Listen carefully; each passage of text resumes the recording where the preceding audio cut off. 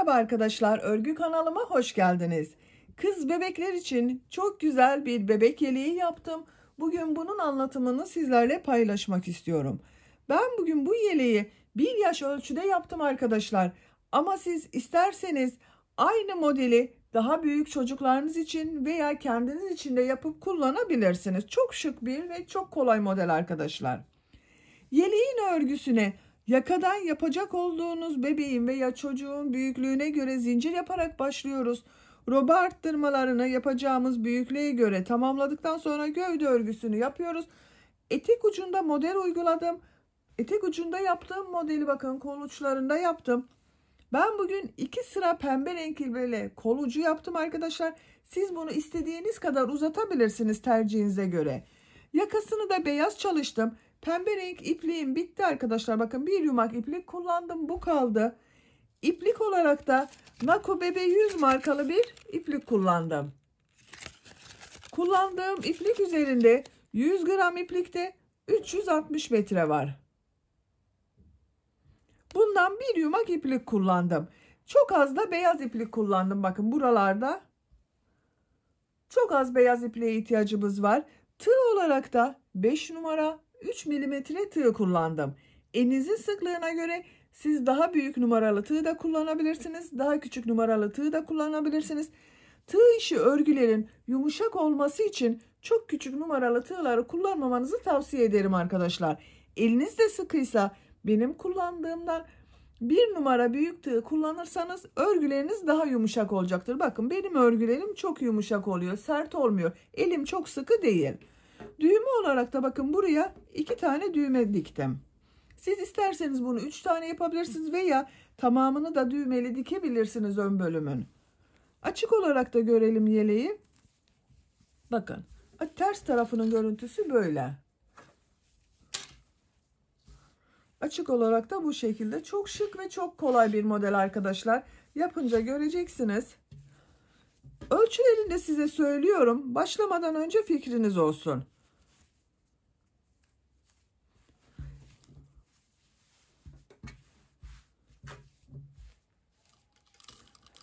Kol altının buradan gövde genişliğini ölçüyorum. 26 santimetre. Yüksekliğini ölçüyorum. Bakın omuzdan itibaren uç noktaya kadar olan yükseklik 32 santimetre. Kol altından yüksekliğini ölçüyorum. 21 santimetre. Bu ölçüde 1 yaş bebek için güzel bir ölçü. Benim size söylemiş olduğum bu ölçü standart bebek ölçüsüne göre arkadaşlar. Sizin bebeğiniz kilolu bir bebekse 6 aylık bebek için olur. Zayıf bir bebekse zaten 2 yaşına kadar çok rahat kullanılabilir ölçü bunlar arkadaşlar. Hazırsanız ipliği, tığı hazırlayalım. Hep birlikte bu güzel ve kolay yeleğin örgüsüne başlayalım.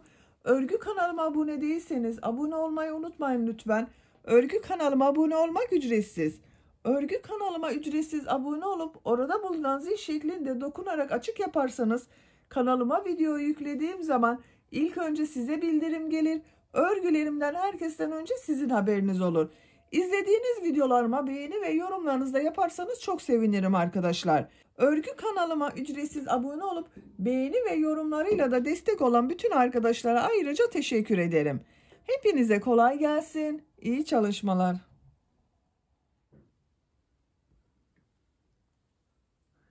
Örgüye başlamak için yakadan zincir yaparak başlıyorum. İlk önce ilmeği bakın ben bu şekilde yapıyorum. Size nasıl kolay geliyorsa ilk ilmeği öyle yapabilirsiniz. Zincirleri yapmaya başlıyorum.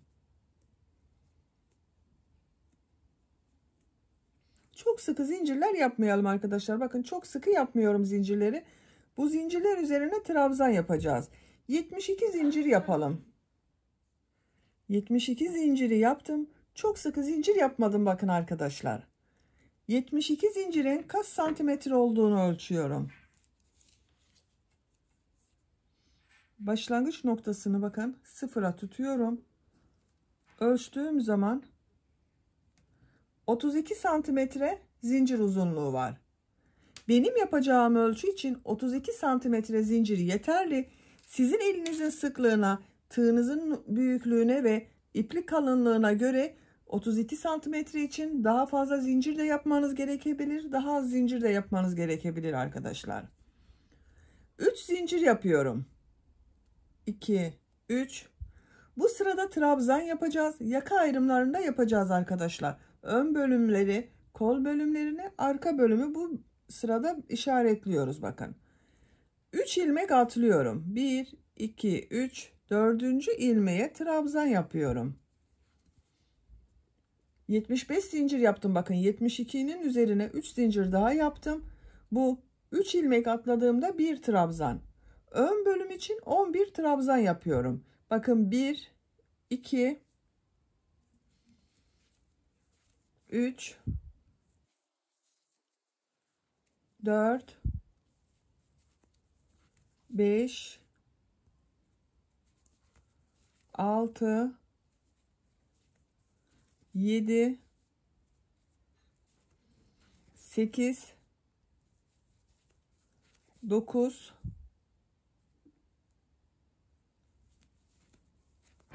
10, 11. Ön bölüm için 11 trabzanı yaptım. Sayalım bakın. 2, 4, 6, 8, 10. 3 ilmek atladığımla 11. Arttırma yeri için 2 zincir yapıyorum. Tığ üzerine iplik alıyorum. Aynı ilmeğe değil bakın. Yanında bulunan ilmeğe kol bölümü için ilk trabzanı yapıyorum. Kol bölümü için 14 trabzan yapıyorum. 1, 2, 3, 4, 5, 6, 7, 8, 9, 10, 11, 12, 13, 14. Kol bölümü için 14 trabzan yaptım. 2 zincir yapıyorum. Arka bölüm için 22 trabzan yapıyorum. Ön bölümün 2 katı oluyor arka bölüm arkadaşlar. Bakın aynı ilmeğe değil, yanında bulunan ilmek içine arka bölüm için ilk trabzanı yapıyorum. 1, 2, 3, 4, 5, 6, 7, 8, 9, 10, 11, 12, 13, 14, 15, 16, 17, 18, 19, 20, 21, 22. Arka bölüm için de bakın buraya 22 trabzan yaptım. 2 zincir yapıyorum. Diğer kol bölüm için de 14 trabzan yapıyorum. Bu kolda 14 trabzan yaptım. Buraya da 14 trabzan yapıyorum.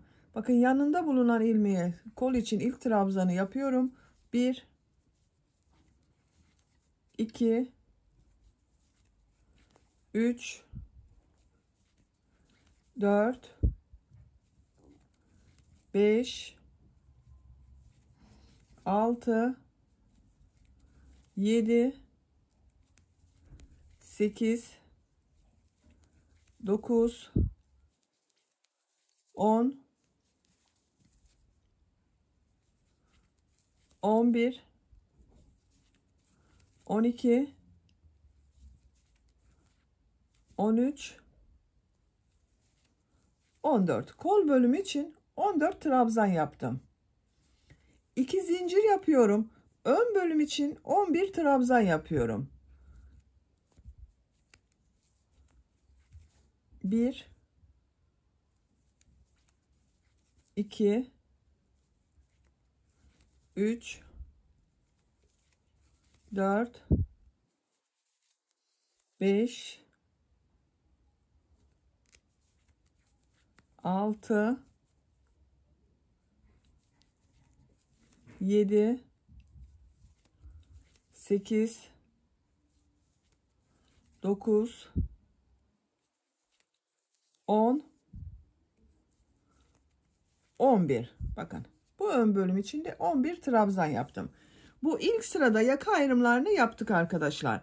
Ön bölümler için 11'er trabzan, kol bölümleri için 14'er trabzan, arka bölüm için de 22 trabzan yaptım. İkinci sıradayız. Bir zincir yapıyorum, örgüyü çeviriyorum. İlk ilmek üzerine trabzan yapıyorum. Diğer ilmekleri trabzan yaparak devam ediyorum.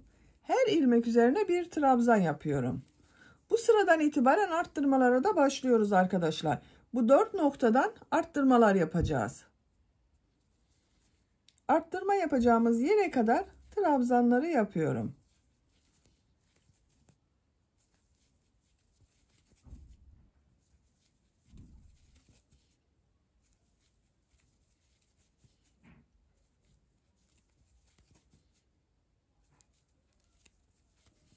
Ön bölüm için 11 trabzanı yaptım. Arttırma yapacağım yere geldim. Buraya ön bölüm için 2 trabzan yapıyorum. Arttırmaları 2 trabzan, 2 zincir, 2 trabzan şeklinde yapıyoruz. 2 trabzanı yaptım. 2 zincir yapıyorum. Kol bölümü için de 2 trabzan yapıyorum. Bakın aynı arttırma yerine. Bu şekilde. 2 trabzan, 2 zincir, 2 trabzan oldu. Diğer ilmekler üzerine birer defa trabzan yaparak devam ediyorum.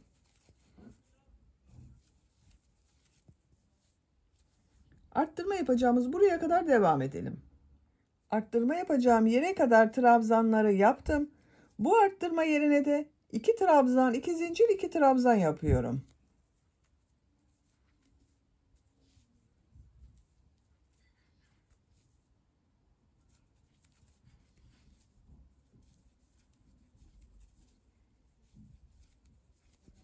İki trabzan, 2 zincir, 2 trabzanı yaptım. Diğer ilmeklere birer defa trabzan yapıyorum.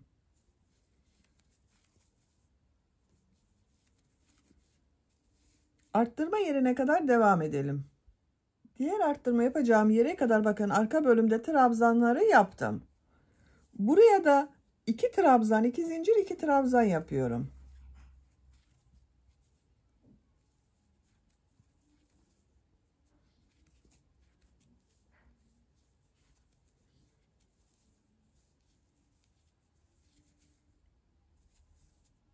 Kol bölümünde bulunan ilmekler üzerine trabzan yaparak devam ediyorum.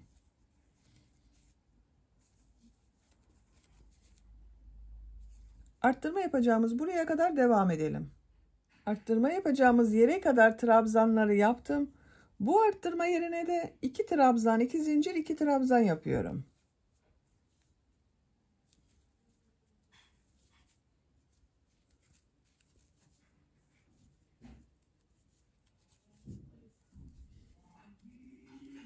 İki trabzan, 2 zincir, 2 trabzanı yaptım. Ön bölümde bulunan ilmekler üzerine trabzan yaparak devam ediyorum. Her ilmek üzerine bir trabzan yapıyorum arkadaşlar.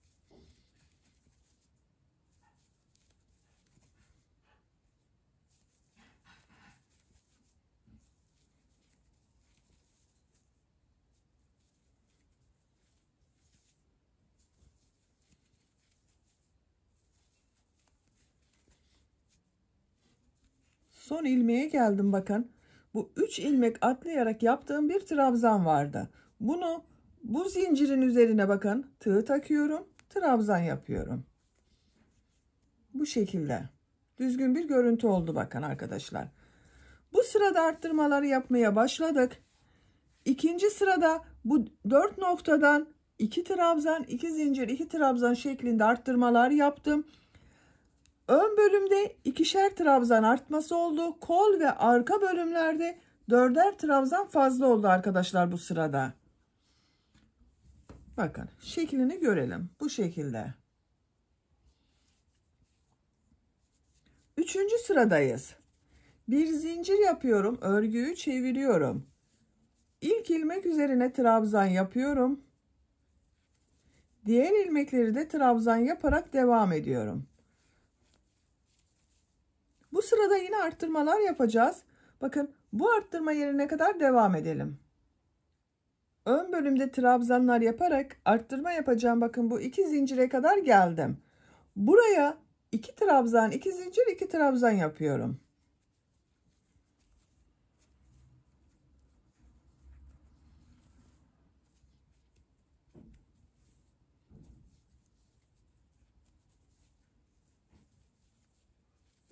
İki trabzan, 2 zincir, 2 trabzan yaptım. Diğer ilmeklere birer defa trabzan yapıyorum. Bakın arkadaşlar. Bu arttırma yerinde yine 2 trabzan, 2 zincir, 2 trabzan yaptık.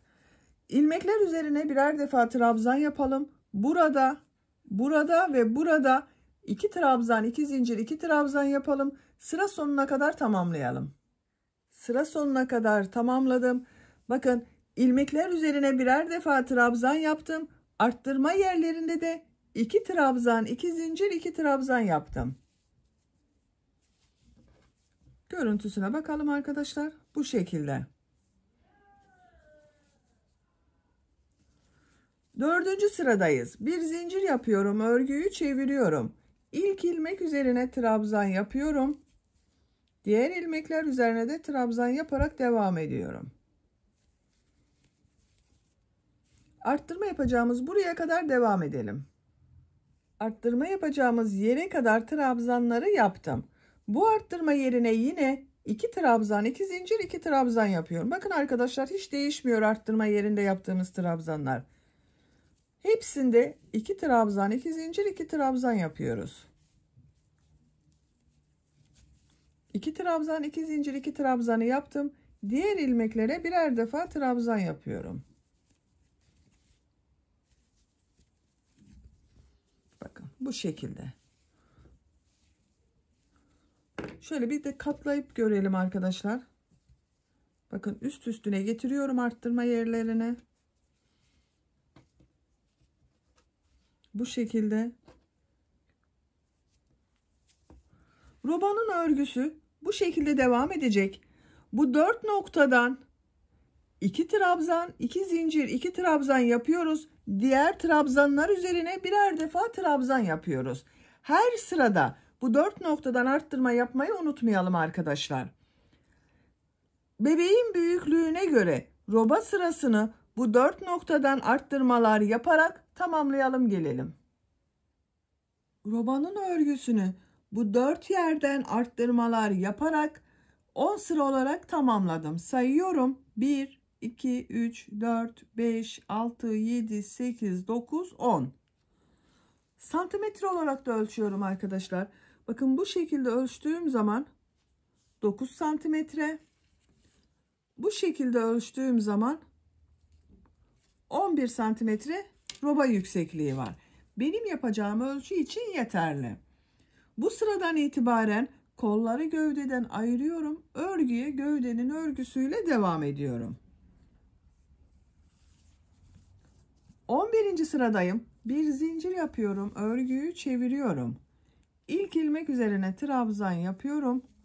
Arttırma yerine kadar trabzanlar yapıyoruz.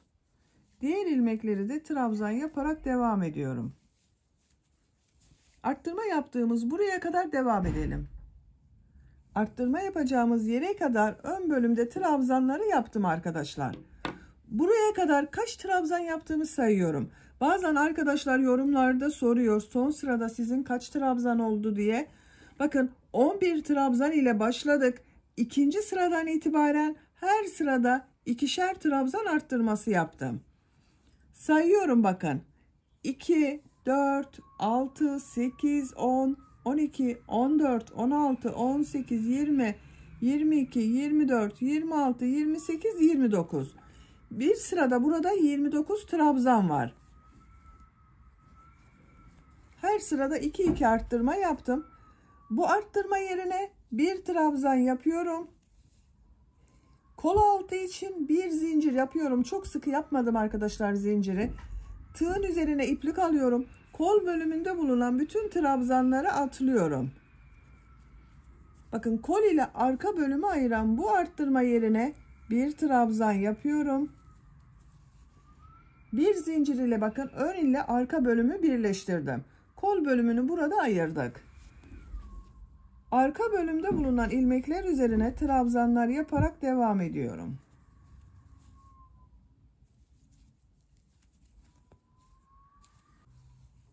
Arttırma yapacağımız yere kadar devam edelim. Arka bölümde bulunan ilmekler üzerine trabzanları yaptım. Arttırma yaptığımız yere geldim bakın arkadaşlar. Bu arttırma yerine arka bölüm için bir trabzan yapıyorum. Kol altı için bir zincir yapıyorum. Çok sıkı yapmadım bakın zinciri. Tığ üzerine iplik alıyorum. Kol bölümünde bulunan bütün ilmekleri atlıyorum. Kol ile ön bölümü ayıran bu arttırma yerine bir trabzan yapıyorum. Bakın diğer kol altında buraya yaptım. Ön ve arka bölümü birleştirdim. Ön bölümde bulunan ilmekler üzerine trabzan yaparak devam ediyorum.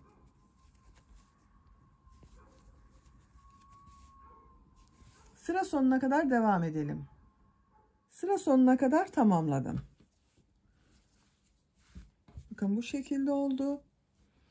Bu sırada ön ve arka bölümü birleştirdik. Gövdeyi elde ettik arkadaşlar. Kol bölümünü gövde bölümünden ayırdık. Bakın iki kol bölümünü. Kol altlarında birer zincir yaptım.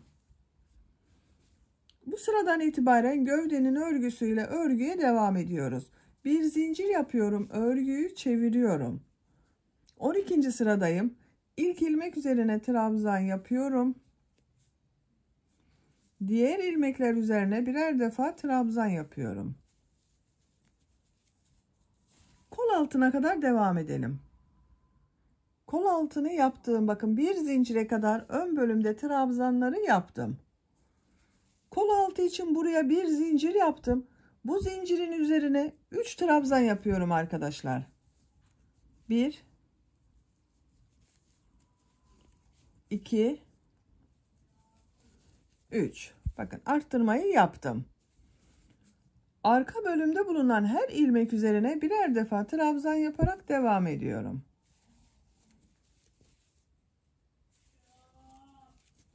Bakın kol altının görüntüsü böyle oldu. Diğer kol altını yapacağımız buraya kadar devam edelim. Diğer kol altına kadar bakın arka bölümde trabzanları yaptım. Bu kol altında bakın bir zincir üzerine 3 trabzan yaptım. Burada bulunan bir zincir üzerine de 3 trabzan yapıyorum. 1 2 3. Bakın. Ön bölümde bulunan ilmekleri trabzan yaparak devam ediyorum. Sıra sonuna kadar devam edelim. Sıra sonuna kadar tamamladım. Bakın arkadaşlar, bu sırada her ilmeğe birer defa trabzan yaptım. Kol altlarında bir zincir üzerine 3'er tane trabzan yaptım sadece. Artık örgü bu trabzan sayısıyla devam edecek. Bir zincir yapıyorum, örgüyü çeviriyorum. İlk ilmek üzerine trabzan yapıyorum. Diğer ilmekleri de trabzan yaparak devam ediyorum. Bakın. Bu şekilde trabzanlar yaparak sıra sonuna kadar devam edelim. Sıra sonunda bir zincir yapıp geriye dönelim. Trabzan sırasını yaparak örgüye devam edelim arkadaşlar. Tercihinize ve bebeğinizin büyüklüğüne göre bu trabzan sıralarını tekrarlayarak gövde bölümünün örgüsüne devam edelim. Gövde örgüsünü kol altı yaptığım buradan sonra 15 sıra trabzan sırası yaptım arkadaşlar. Sayıyorum bakın. 1, 2, 3, 4, 5, 6, 7, 8, 9, 10, 11, 12, 13, 14, 15.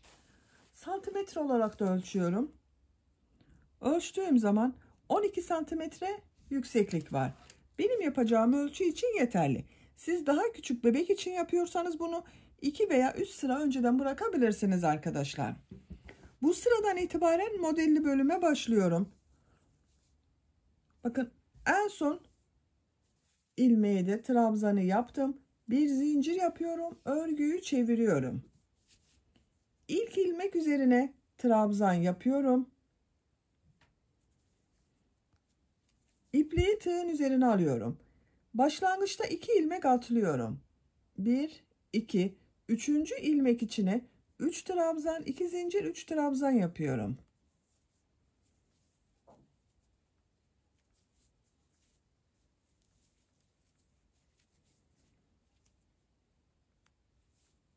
Bakın aynı ilmeğe 3 trabzan daha yapıyorum.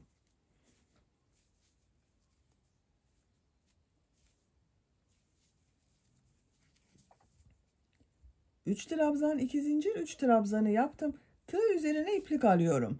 3 ilmek atlıyorum. 1, 2, 3. 4. ilmeğe 3 trabzan, 2 zincir, 3 trabzan yapıyorum.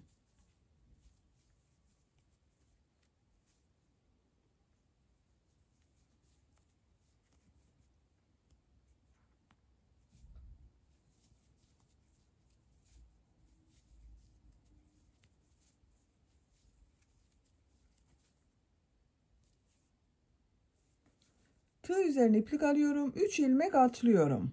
4. ilmeğe 3 trabzan, 2 zincir, 3 trabzan yapıyorum.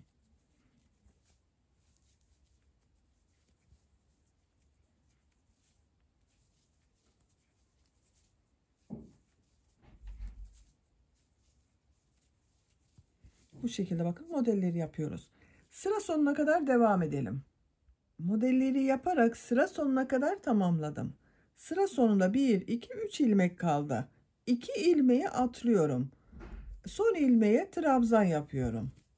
Bakın sıra başında da bir trabzan yaptım, 2 ilmek atladım, modele başladım. Sıra sonunda da aynı oldu. Bakın görüntüsü böyle arkadaşlar. İki tarafın görüntüsünün eşit olması görsel açısından çok daha güzel olacaktır. Bir zincir yapıyorum, örgüyü çeviriyorum. İlk ilmek üzerine trabzan yapıyorum. Aynı şekilde modelleri yapıyoruz yine. İpliği tığın üzerine alıyorum. Bu 2 zincirli boşluğa 3 trabzan, 2 zincir, 3 trabzan yapıyorum.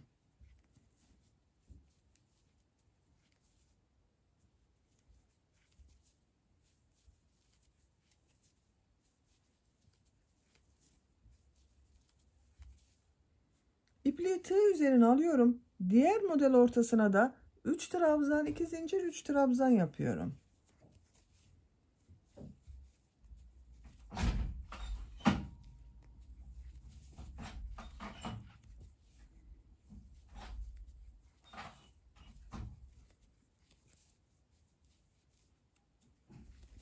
Üç trabzan, 2 zincir, 3 trabzan yaptım.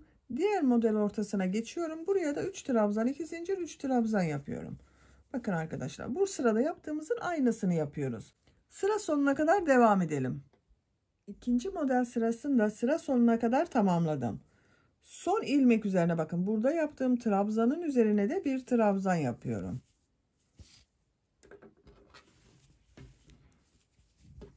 İki sırayı tamamladık. Görüntüsüne bakalım. Bakın bu şekilde oluyor arkadaşlar.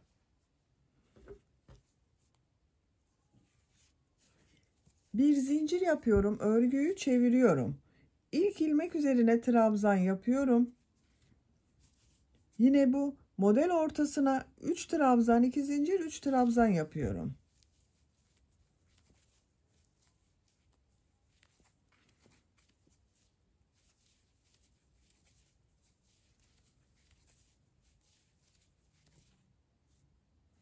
Tığ üzerine iplik alıyorum. Diğer model ortasına da 3 trabzan, 2 zincir, 3 trabzan yapıyorum.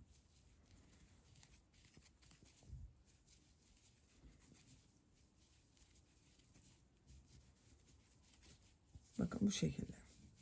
Sıra sonuna kadar devam edelim. Sıra sonunda bir zincir yapıp geriye dönelim. Model sıralarına devam edelim.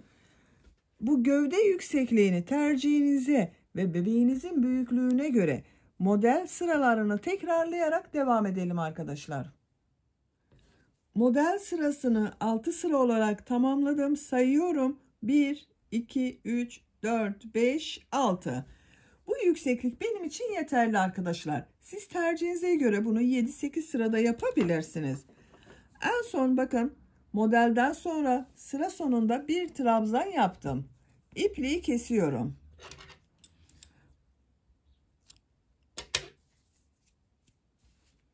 Bakın. Bu şekilde oldu modelli bölüm. Buradan itibaren uç bölüme bir sıra beyaz renk iplik ile model bölümü yapmak istiyorum arkadaşlar ben. Siz isterseniz ipliği kesmeden kendi rengiyle de devam edebilirsiniz. İpliği kestiğim bu ilmekten beyaz renk iplik ile bir ilmek yapıyorum.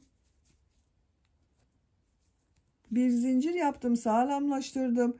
2 zincir yapıyorum. İpliği tığ üzerine alıyorum. Bakın bu model ortasında bulunan 2 zincirin üzerine 8 trabzan yapıyorum. 1 2 3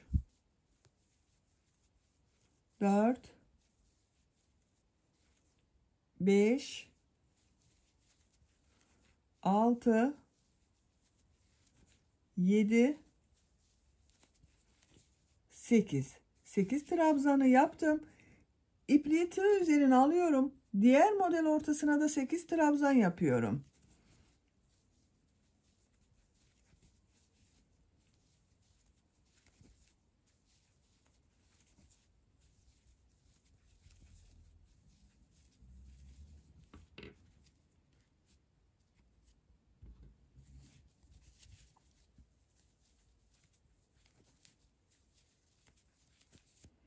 İki, 4, 6, 8.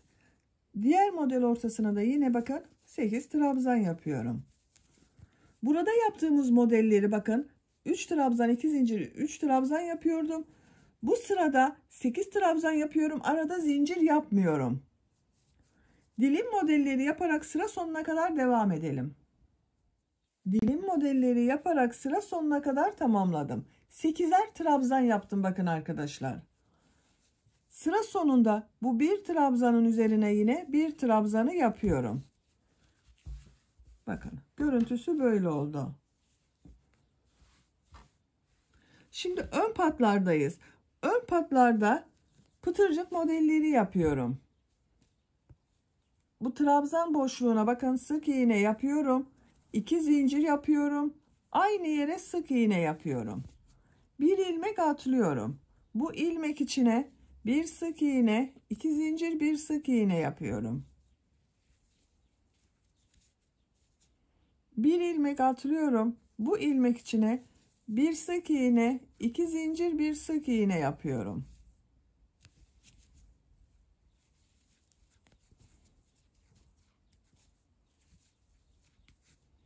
Bakın bu şekilde pıtırcık modelleri yapıyoruz. Bu ön patta buraya da düğme iliği yapmak istiyorum ben arkadaşlar. Bakın bu kol ayrımı yaptığımız buraya kadar pıtırcık modelleri yaparak devam edelim. Ön patta pıtırcık modelleri yaparak bu kol ayrımı yaptığım sıraya kadar tamamladım arkadaşlar bakın. Buraya bakın birisini buraya olmak üzere 2 tane düğme iliği yapmak istiyorum ben. Siz isterseniz bunu 3 tane yapabilirsiniz. Bir sıra aşağıdan başlayarak 3 düğme iliği de yapabilirsiniz. Ben 2 düğme iliği yapıyorum. Bakın en son buraya sık iğne yaptım. Düğme iliği için 5 zincir yapıyorum. 1, 2, 3, 4, 5. Aynı ilmeğe sık iğne yapıyorum. Bakın düğme iliğini yaptım. Pıtırcık modelleri yapmaya devam ediyorum. Bir sık iğne, 2 zincir, bir sık iğne yaptım. Diğer düğme iliği yapacağım buraya kadar devam ediyorum.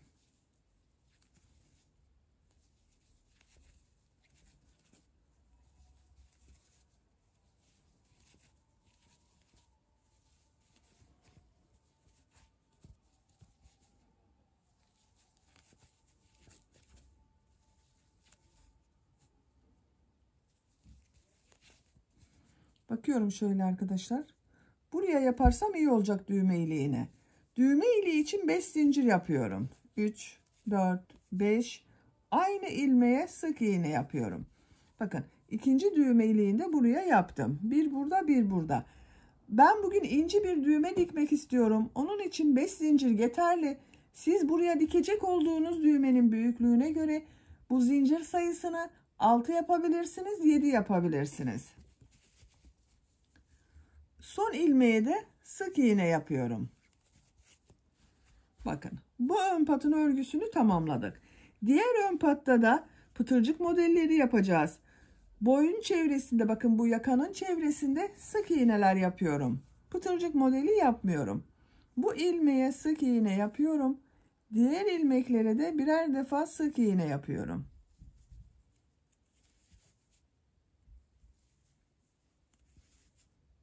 Her ilmeğe yapıyorum bakın arkadaşlar. Yakanın çevresinde sık iğneler yaparak buraya kadar devam edelim. Yakanın çevresinde sık iğneler yaparak diğer uç noktaya kadar tamamladım. Bakın görüntüsü böyle. Bu ön patta da burada yaptığım gibi pıtırcık modelleri yapıyorum. Bakın bu trabzan sırasına bir sık iğne, 2 zincir, bir sık iğne yapıyorum.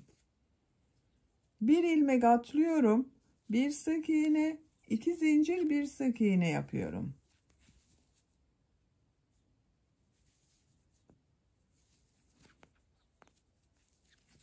Bu aralarda atlama ilmeğini arkadaşlar elinizin sıklığına göre ayarlama yapabilirsiniz.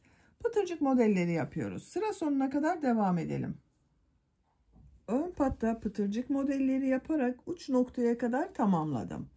Son yaptığım pıtırcık modelini burada yaptığım bu modeliyle bakın ilmek kaydırma yaparak birleştiriyorum.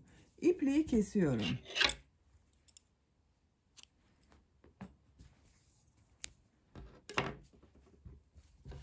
Bakın arkadaşlar. Bu şekilde oldu. Ön patların görüntüsü böyle. Bu düğme iliği yaptığımız yerlerin tam karşısına düğme dikeceğiz. Yakanın görüntüsü böyle. Şimdi buraya yaka çalışması yapmak istiyorum ben. Bu modelden beyaz renk iplik ile yaka yapıyorum. Bu ön pattan başlıyorum bakın. Şurada görünen, bakın bu ilk trabzan sırasının burada görünen bir ilmek var. Bundan ipliği bir defa bağlıyorum.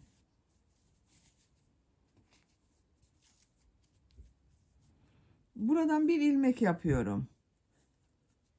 Bir zincir yaptım, sağlamlaştırdım.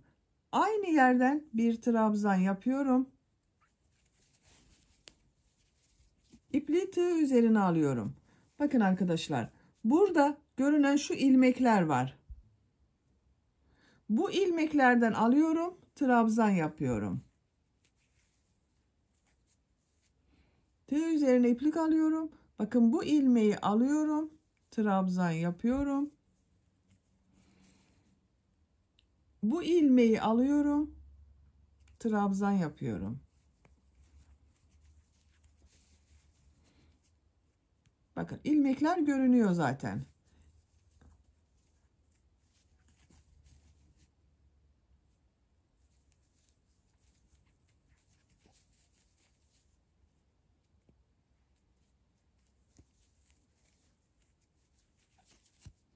Şu şekilde. Bakın bu ilmeklerden aldığımız için bu yaka gövde bölümüne yatık görünüyor arkadaşlar. Bu gördüğümüz, bakın şu görünüyor ilmekler arkadaşlar. Şu ilmeklerden her ilmekten birer trabzan yaparak sıra sonuna kadar devam edelim. Yakanın çevresinde ilmeklerden alarak bakın bir sıra trabzan yaptım arkadaşlar. Bakın atlama yapmadan trabzanlar yaptım. Son ilmekten de ilmek alarak bir trabzan yaptım. Görüntüsü bakın şu şekilde görünüyor. Bir zincir yapıyorum, örgüyü çeviriyorum. İlk ilmek üzerine trabzan yapıyorum. İpliği tığ üzerine alıyorum. 1, 2 ilmek atlıyorum. 3. ilmeğe 3 trabzan, 2 zincir, 3 trabzan yapıyorum.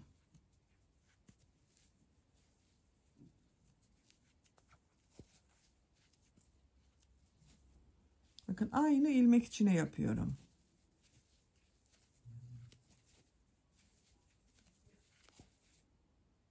Burada yaptığımız modeli yapıyoruz arkadaşlar. İpliği tığ üzerine alıyorum. 3 ilmek atlıyorum. 4. ilmeğe 3 trabzan, 2 zincir, 3 trabzan yapıyorum.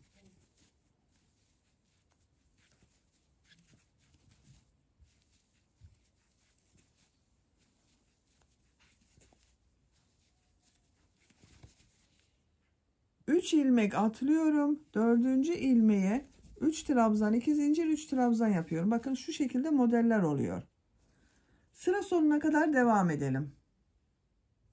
Modelleri yaparak sıra sonuna kadar tamamladım. İpliği tığ üzerine alıyorum. Bakın 2 ilmek atlıyorum. Son ilmek üzerine trabzan yapıyorum. Sıra başında da ilk trabzanı yaptım. 2 ilmek atladım. Model başladım. Sıra sonunda da öyle oldu bakın arkadaşlar. Bu ilk sıraya kaç trabzan yaptığımı söylemeyi unuttum arkadaşlar. 70 trabzan yaptım ben. Bu birinci sırada 70 trabzan var. Buraya kaç model yaptığımı sayıyorum. 2, 4, 6, 8, 10, 12, 14, 16, 17 model var. 17 model oldu. Bakın bu sıra sonunda 2 ilmek atlamak için burada bakın arkadaşlar 2 ilmek atladım. 3 ilmek atlamadım. Sıra sonu düzgün denk gelsin diye burada bir yerde 2 ilmek atladım. 3 ilmek atlamadım. Model denk gelsin diye. Sıra sonundayım. Bir zincir yapıyorum. Örgüyü çeviriyorum. İlk ilmek üzerine trabzan yapıyorum. İpliği tığ üzerine alıyorum. Model ortasında bulunan bu 2 zincirin içine 3 trabzan, 2 zincir, 3 trabzan yapıyorum.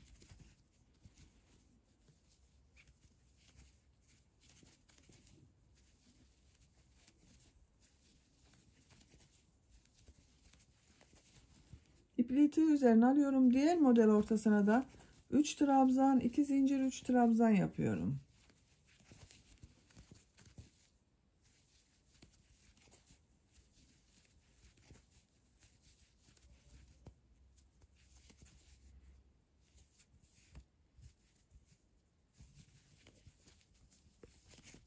Bu şekilde bakın.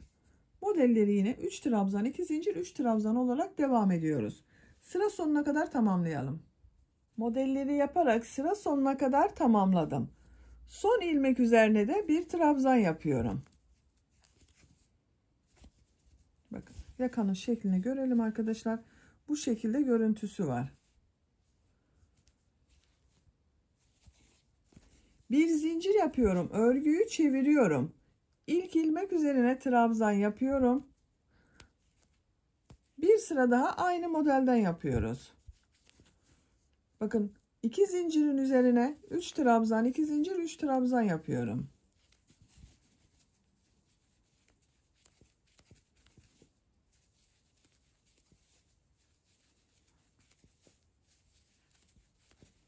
Üç trabzan, 2 zincir, 3 trabzanı yapıyorum. Diğer model ortasına geçiyorum. Oraya da 3 trabzan, 2 zincir, 3 trabzan yapıyorum.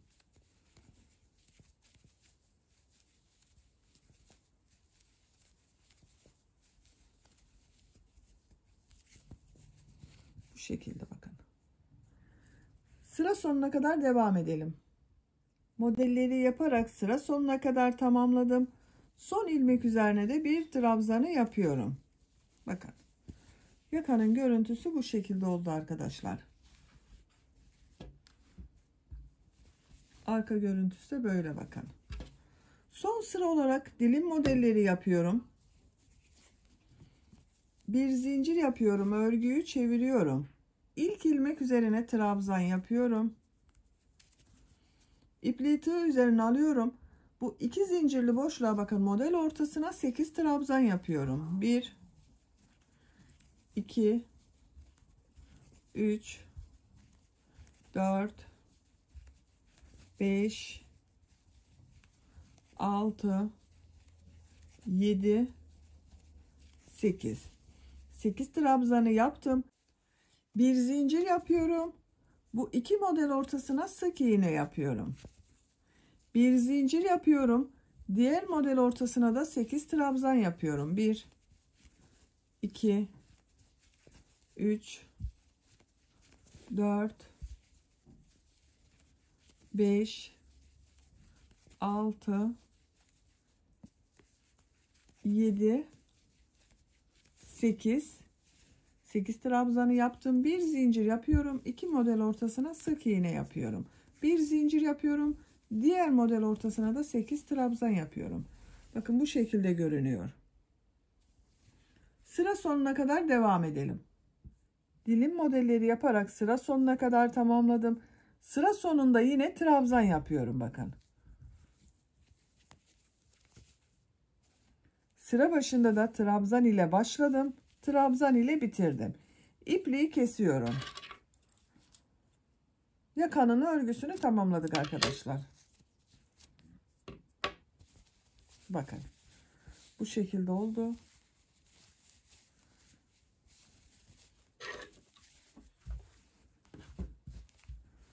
Şöyle bakın.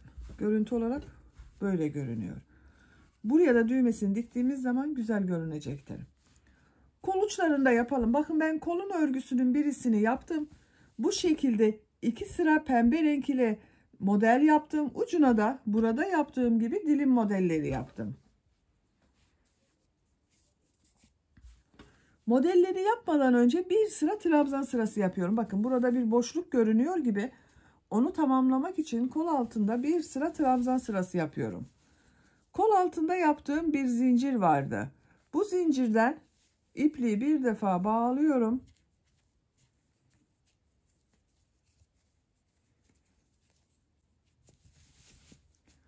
Bu zincirden bir ilmek yapıyorum. Tığ üzerine iplik alıyorum.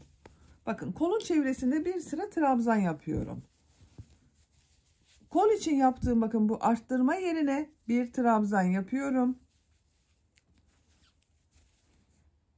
Kolda bulunan bu ilmekleri de trabzan yaparak devam ediyorum. Her ilmeğe bir trabzan yapıyorum.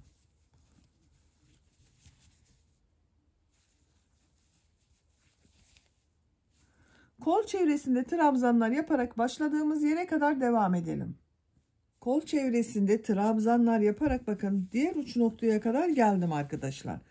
Burada bulunan arttırma yerine de bir trabzan yapıyorum. Bu ilmeği ilk yaptığım bakın burada kola başladığım ilmek var. Bununla ilmek kaydırması yaparak sırayı birleştiriyorum. Bakın. Görüntüsü böyle oldu. Şöyle olduğu zaman daha güzel görünür. Bakın düz oldu arkadaşlar. Şimdi model bölümünü yapacağız. 3 zincir yapıyorum. Bu ilmek içine 3 trabzan, 2 zincir, 3 trabzan yapacağız. 2 trabzan yapıyorum. Bakın bu 3 zincirde 1 trabzan. 3 trabzan oldu. 1, 2, 3. 2 zincir yapıyorum. Aynı yere 3 trabzan yapıyorum.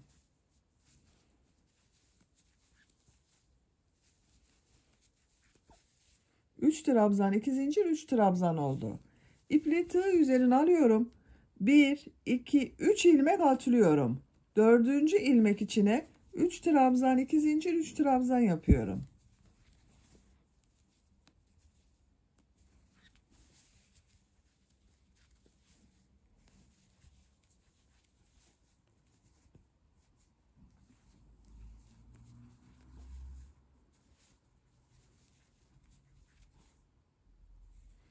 Üç trabzan, 2 zincir, 3 trabzanı yaptım.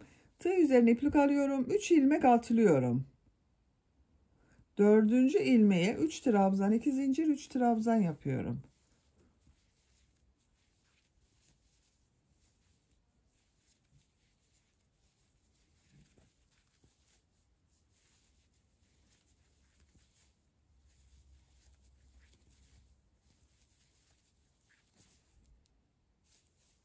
3 ilmek atlıyorum. 4. ilmeğe 3 trabzan, 2 zincir, 3 trabzan yapıyorum. Bakın böyle model yapıyoruz. Aynı burada yaptığımız gibi arada 3'er ilmek atlıyoruz. 3 trabzan, 2 zincir, 3 trabzan şeklinde model yapıyoruz. Sıra sonuna kadar devam edelim. Kol çevresinde modelleri yaparak bakın sıra sonuna kadar tamamladım. Son model ile ilk yaptığım bu modeli bakın bu ilmekten ilmek kaydırma yaparak birleştiriyorum.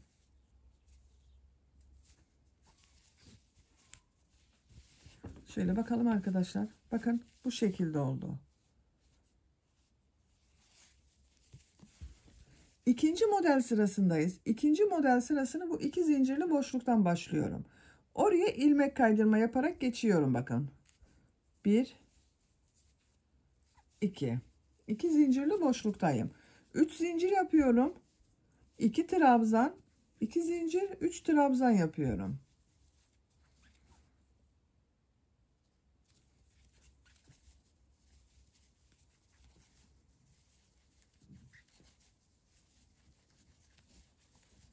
Diğer model ortasına da 3 trabzan, 2 zincir, 3 trabzan yapıyorum.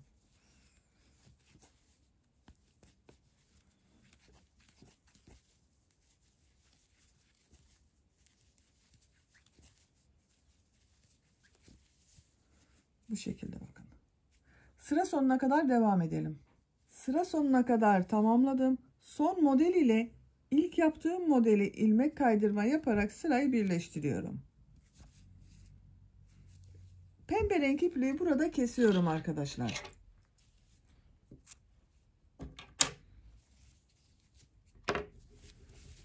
Bakın 2 sıra model yaptım.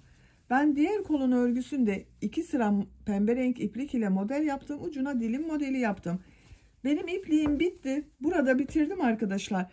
Eğer sizin ipliğiniz varsa bunu istediğiniz kadar uzatabilirsiniz. Bu etek ucuna yaptığımız kadar sırada yapabilirsiniz. Tercihinize göre. Ben burada bitiriyorum. Beyaz renk iplik ile dilim modeli yapıyorum.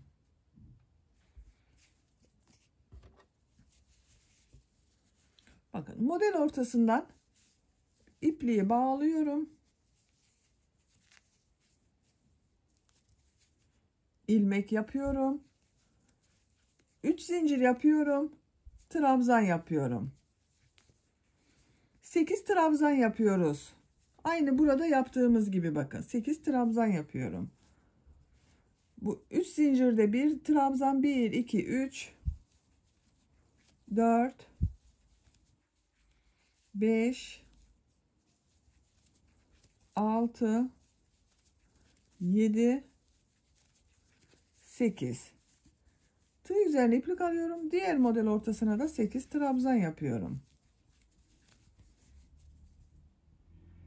Sıra sonuna kadar devam edelim. Sıra sonuna kadar tamamladım. Son model ile ilk yaptığım modelin bakın bu ilmeği ilmek kaydırma yaparak sırayı birleştiriyorum.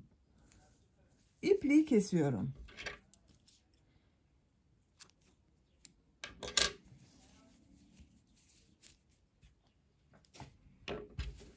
Bakın arkadaşlar. Kolun örgüsü böyle oldu. Çok güzel oldu. Çok şık oldu gördüğünüz gibi. Düğmelerini de diktim ben arkadaşlar bakın buraya. Bu düğme iliği yaptığım yerlerin tam karşısına gelen yere bakın bir buraya bir buraya düğme diktim. Şu şekilde takıyorum.